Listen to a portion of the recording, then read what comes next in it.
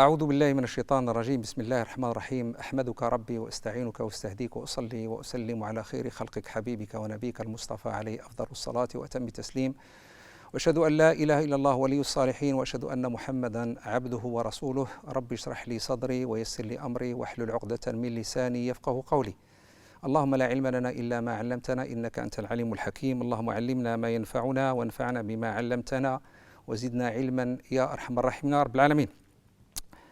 Le thème que j'ai choisi, c'est un thème qui fait sorte de bilan. Après tout un mois de, Inch'Allah, nous sommes le 27, le Laylat al-Qadr, et j'aurais bien aimé faire un bilan de ce que nous avons vécu, de ce que nous avons appris pendant le mois de Ramadan. Alors, il y a deux axes. Le premier axe, c'est l'axe spirituel. Je pense que parmi les frères qui sont passés devant moi, je pense qu'ils ont relaté ce sujet-là. Mais moi, je vais essayer de revenir, par exemple, l'axe spirituel, c'est le jeûne, c'est les veillées de nuit, la lecture du Coran, bien sûr, le dhikr et tout ça. Et bien sûr, la sadaqa et le partage avec les pauvres. L'axe qui m'intéresse, c'est l'axe personnel, le développement personnel. Je vais traiter 4 points. Ces 4 points, ils sont intéressants dans le sens où j'aimerais bien dire aux jeunes, à partir de ces 4 concepts, de s'engager, d'avoir la volonté de changer les choses, et en même temps d'avoir la résistance de ne pas tomber dans le fainéantisme, et en même temps d'avoir ce qu'on appelle la persévérance. Alors pourquoi traiter ce sujet-là? Parce que je fais un constat comme quoi les lieux de culte, ils sont toujours gérés par ce qu'on appelle la première génération. Et cette première génération, il a assez donné. Mais je pense que si on incite les jeunes à s'engager dans ces lieux de culte, parce que c'est un espace, il y a beaucoup de choses à faire. Le confinement nous a montré les limites de nos lieux de culte. Parce qu'on n'avait pas, par exemple, de lieu d'enregistrement. On n'avait pas des jeunes qui peuvent s'engager dans le social. On a trouvé comme quoi il y a des femmes isolées, il y a des hommes qui sont isolés, il y a des pauvres qui sont là, ils ont besoin de nous.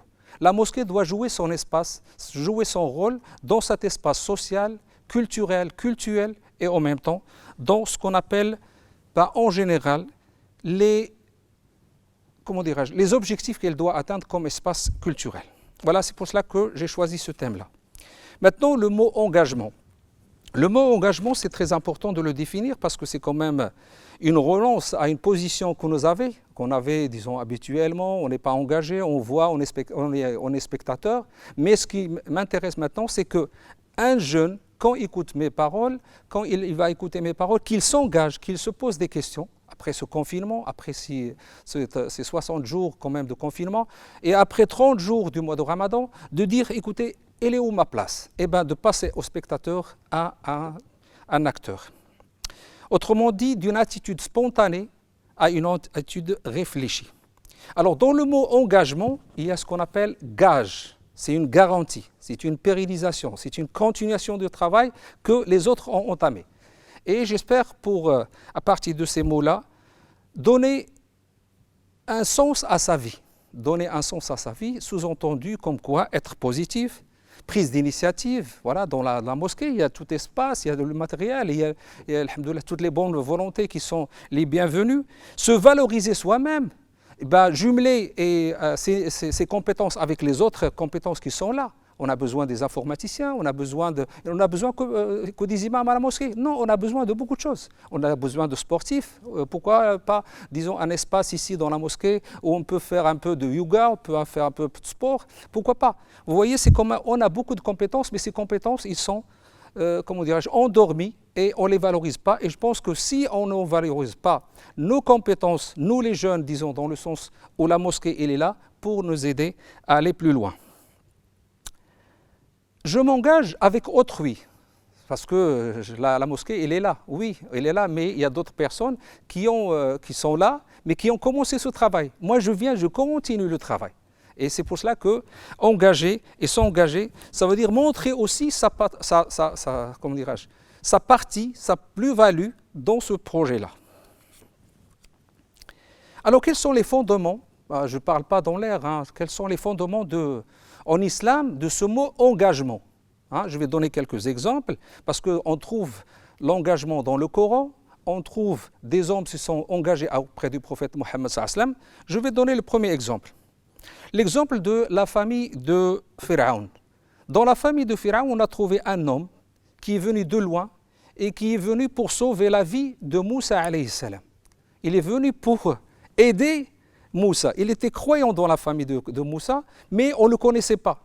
Et on découvre ce monsieur-là, son nom, il n'est pas connu, mais Allah il nous parle d'un homme qui est venu de la famille de Pharaon. Il vient, il s'engage, parce qu'il était musulman, discrètement, tout le monde ne le connaissait pas, mais il vient, il s'engage pour aider Moussa alayhi salam.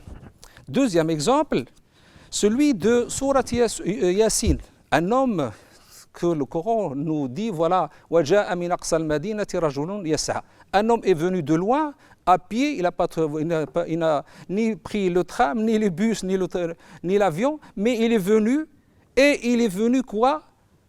Soutenir 3 messagers que Allah a envoyés. Il a envoyé 2 messagers, et le peuple n'a pas cru, il a envoyé un 3e messager, et voilà que ce monsieur, il vient et il s'engage auprès de ces 3 messagers. Il pouvait se dire, ce monsieur-là, mais moi, c'est quoi? Je suis inutile. Il y a 3 messagers qui sont là, qui sont déjà venus, et on ne les croit pas, et moi, je viens en plus. Mais Allah, subhanahu wa ta'ala, il a voulu relater l'histoire de cet homme-là dans l'histoire de Surat Yasin, et voilà qu'il nous donne un exemple, comment ce monsieur-là, il a pris son courage en 2 mains, et il a dit, j'y vais, malgré qu'il y a 3 messagers.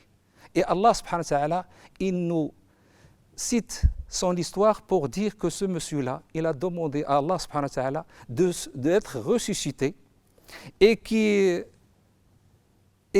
retombait encore dans le martyre pour avoir encore une récompense. Mais Allah subhanahu wa ta'ala, il lui a dit, une fois que quelqu'un est mort, je ne peux pas le ressusciter, alors il faut que juste pour valoriser et honorifier ton travail, je vais citer cette histoire-là aux gens qui vont venir après.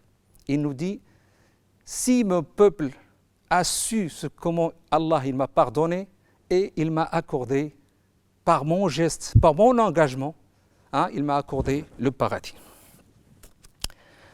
Le Coran, bien sûr, il nous donne toujours des histoires. Et ces histoires, elles sont importantes. Et ça peut être des histoires d'hommes, ça peut être des histoires des animaux. On nous parle dans Surat, là où on parle de Salomon, la huppe. La huppe, c'est un petit oiseau qui vient et informe le roi des rois, Salomon, il lui dit, je suis passé quelque part, j'ai trouvé un peuple qui adorait le soleil, il n'adorait pas Allah. Et la huppe, le petit oiseau, il était tellement, comment dirais-je, stupéfait, surpris de dire comment ils adorent, ils se prosternent devant le soleil et ils ne viennent pas se prosterner devant Allah subhanahu wa ta'ala. Et il n'a pas accepté ça, parce qu'il était croyant. On a un deuxième exemple, c'est la fourmi. La fourmi, quand il fait sauver tout un peuple des fourmis, elle voit les armées de Salomon qui viennent, il dit, ô peuple de fourmis, rentrez chez vous. Comme on nous a dit maintenant, rentrez chez vous. Eh bien, restez chez vous parce que les armées de Salomon, ils sont en train de passer, ils vont vous écraser. Elle a sauvé par son geste, par son engagement de sauver un peuple. Moi, je pense que beaucoup de jeunes, ils ont des compétences et qu'ils sont chez eux, mais ils ne veulent pas les investir dans les mosquées pour qu'ils aillent plus loin. Et le mois de Ramadan, il nous a donné une chance d'apprendre ce concept d'engagement parce qu'on s'est engagé dès le début. Depuis notre naissance, depuis qu'on a embrassé l'islam, et de faire le mois de Ramadan. Et on s'est engagé jusqu'à la fin des temps, jusqu'à ce qu'on meure. Voyez-vous, c'est quand même des cas très importants comme ça. Si on vient à la tradition prophétique, on trouve 2 exemples très importants. Le Rasoul sallam, il a délégué à 2 personnes 2 actions très importantes. Ali ibn Abi Talib, quand le prophète Mohammed a immigré en allant vers Médine, qui a pris sa place? C'est un jeune qui s'appelle Ali. Et pourquoi il lui a donné cette responsabilité, cette mission? C'est pour rendre déjà le dépôt qu'il avait chez lui, le prophète Mohammed, mais en même temps de rester dans le lit de Mohammed sallallahu alayhi wa sallam pour faire une ruse contre les ennemis. Et il a accepté. C'est un engagement. Ça veut dire même la première génération, elle doit aussi laisser un peu d'espace pour les autres, pour les jeunes, pour qu'ils s'engagent avec nous dans les mosquées. Et bien sûr, ils auront que à faire avec toutes leurs compétences. L'exemple de Asma radiyallahu anha, la fille de Abu Bakr, Siddiq radiyallahu anhum, jami'an. Quand Rasul sallam il a immigré, c'est elle qui était l'informatrice, qui amenait les informations au prophète Mohammed et Abu Bakr Siddiq de lui dire la tribu de Quraysh, ils sont en train de vous chercher. La tribu de Quraysh, il a investi de l'argent pour vous chercher. Voilà ce qui se passe à la Kaaba, à Mecca. Et en même temps, de leur ramener à manger. Une petite jeune fille, elle s'est engagée et elle a sauvé le prophète Mohammed sallallahu alayhi wa sallam. Ça, c'est le mot engagement. Le deuxième mot qui m'intéresse, c'est la volonté. La volonté. Le mois de Ramadan vient et nous aiguise notre volonté. Parce que la volonté, c'est quoi? Dans le mot volonté, il y a le mot vouloir. Vouloir changer soi-même, vouloir changer la société, vouloir changer autrui, vouloir s'investir dans la mosquée, c'est important. Cette volonté, elle est là.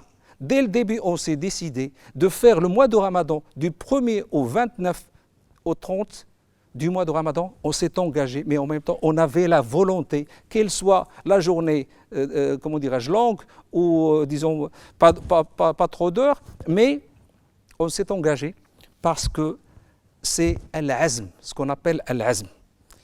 Et la volonté, c'est une faculté, programme proprement humaine. Cette volonté, c'est une sorte de persévérance parce qu'il nous aide à aller plus loin et à changer ce monde-là par notre volonté. Observez la volonté du prophète Mohammed sallallahu alayhi wa sallam. Cette volonté que lui a donnée Allah subhanahu wa ta'ala parce qu'il a cru à son projet. Et je pense que nos jeunes, s'ils s'engagent et qu'ils ont la volonté de s'engager avec nous dans les mosquées, c'est parce qu'ils savent qu'en quoi ils ont des compétences, ils ont un espace où ils peuvent changer le monde et ils peuvent aussi s'investir dans les mosquées, hommes ou femmes, c'est très important. Mais Rasul sallallahu alayhi wa sallam, il nous donne un exemple de la bonne volonté et la volonté qu'il avait devant la proposition et la tentation de Quraysh. Quraysh, il lui dit, venez, je vous donne tout ce que vous voulez. Femme, épouse, argent, richesse et tout. Qu'est-ce qu'il dit, sallallahu alayhi wa sallam, avec la volonté qu'il avait? Cette volonté, ça se montre dans ses paroles. Il nous dit, sallallahu alayhi wa sallam, à son oncle, Wallahi, je jure par Allah, subhanahu wa ta'ala, s'il pose le soleil dans ma main gauche, dans la main droite, et s'il pose la lune dans ma main gauche, je ne changerai pas de ma destinée et de mon objectif, jusqu'à ce que Allah me donne la victoire et je termine ma mission. Je pense que nos jeunes doivent comprendre ces paroles-là, et que ces paroles-là qu'ils soient bien reçus, et qu'ils l'appliquent dans leur vie, et qu'ils l'appliquent dans la société, et qu'ils l'appliquent là où ils vivent, parce que c'est comme ça qu'ils peuvent changer le monde, et le monde, il est là pour être changé, pour être évolué. Je pense après le déconfinement, après le confinement, on va être obligé de repositionner, de redonner notre sens, et de se repositionner et de réorganiser notre vie. Si on n'a pas cet engagement, et on n'a pas cette volonté, je pense qu'on va perdre notre vie. Bref, pour réussir une vie spirituelle et ses projets, nous avons besoin d'une grande envie, une forte volonté. C'est ce que Rasul sallallahu alayhi wa sallam avait, sallallahu alayhi al-habib, Muhammad sallallahu alayhi wa sallam. Maintenant, le troisième concept, c'est le concept de l'muqawamah, de la résistance. Vous savez, mes chers frères, ces trois concepts, on ne les utilise pas. On ne les utilise pas dans notre vie dans la mosquée. C'est rare qu'on utilise le mot de l'muqawamah, la volonté, l'engagement. On parle que de spiritualité. Mais ces concepts-là, ils sont importants de les mettre en place, de les faire vivre et de les, de les concrétiser dans la vie. Le muqawama, mes chers frères, c'est quoi? Il a beaucoup de significations. C'est quelque chose d'inné. C'est une vie. Le muqawama, la résistance, c'est quelque chose d'inné. Quand quelqu'un veut vous taper, on se positionne comme ça pour recevoir le coup, mais pas qu'il soit trop fort. Vous voyez, Al-Muqawama, c'est une confiance en soi. La résistance, c'est quelque chose c'est la confiance. Si quelqu'un il veut résister, eh ben, il est obligé d'avoir confiance en soi. La résistance, c'est quoi? C'est une fierté, une satisfaction. Une satisfaction de ce que nous avons comme religion, de ce que j'ai comme compétence, de ce que j'ai comme appartenance. Moi, je pense que cette résistance, elle est importante dans le sens où c'est elle qui va me donner la volonté de lutter contre l'injustice, de lutter contre l'inégalité, de lutter contre la pauvreté, de lutter contre ce qu'on appelle l'ignorance. Et tout ça, mes chers frères, c'est dans un juste objectif qui est très important, c'est la satisfaction d'Allah subhanahu wa ta'ala. La résistance est une culture. Je pense qu'on doit parler de la résistance dans les mosquées, de dire, mes chers jeunes, oui, vous êtes musulmans, oui, vous vous dites que vous êtes des pratiquants, oui, vous appartenez à une société musulmane, mais elle est où votre place? Tout le monde parle de vous d'une mauvaise façon, mais au moins de résister, de dire « j'aimerais bien changer l'image de l'islam, de ces jeux-là dans ces quartiers ». Parce qu'à certains moments, on entend, mais je pense que changer avec l'engagement, avec la bonne volonté et avec la résistance, ça devient une culture. Et il faut aussi savoir qu'il y a des hommes qui étaient avant nous et des femmes qui ont lutté. Rosa Parks, une femme qui change carrément la destinée tout un peuple afro-américain et qui est juste parce qu'il a pris position. Il a résisté devant un blanc de ne pas laisser sa place à un blanc. Non, je suis une femme, je suis un être humain aussi, eh bien, j'ai aussi le droit de m'asseoir dans mon siège. La résistance, mes chers frères, les jeunes, c'est un sacrifice, c'est un dévouement. Et je pense que c'est important de comprendre comme quoi il y a des gens qui étaient avant vous. Rappelez-vous de l'histoire de Omar al-Mukhtar, de Azz-Din al-Qassam, des personnes qui nous ont libérés comme Abdelkrim al-Khattabi, Abdelkader al-Jazairi.